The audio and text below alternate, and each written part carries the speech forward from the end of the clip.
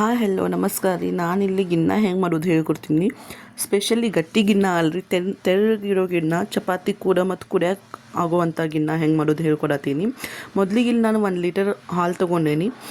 ಅದ್ರೊಳಗೆ ಅರ್ಧ kg ಆಗುವಷ್ಟು ಬೆಲ್ಲ ಹಾಕ್ಕೊಂಡೇನಿ ರೀ. ಎಲ್ಲ ಕಲಿಸ್ಕೊತೀನಿ ಚಂದ ಮಾಡಿ. ಬೆಲ್ಲ ಮೆಲ್ಟ್ ಆಗೋ ಮಟ್ಟ ಕಲಿಸ್ಕೋಬೇಕು ರೀ. ಅದನ್ನೆಲ್ಲ ನೀವು ನೋಡ್ಬೋದಿಲ್ಲ ನಾನು ಹೆಂಗೆ ಕಲಿಸ್ಕೊಳತ್ತೀನಿ. ಈಗ ಇದ್ರೊಳಗೆ ಗಿನ್ನದ ಹಾಲು ಹಾಕ್ಕೋತೀನಿ ರೀ. ನಾನು 2.5 ಚಮಚ. ಗಿನ್ನಕ್ಕೇನು ಗಿನ್ನದ ಹಾಲು ಜಾಸ್ತಿ ಬೇಕಾಗಿರೋಂಗಿಲ್ಲ ರೀ. ಮಿಕ್ಸ್ ಮಾಡ್ಕೋತೀನಿ ಎಲ್ಲ. ಮತ್ತು ಗ್ಯಾಸ್ ಆನ್ ಮಾಡಿ ಕುದಿಯೋಕೆ ಇಟ್ಕೊಂಡೇನಿ ನೋಡಿರಿ.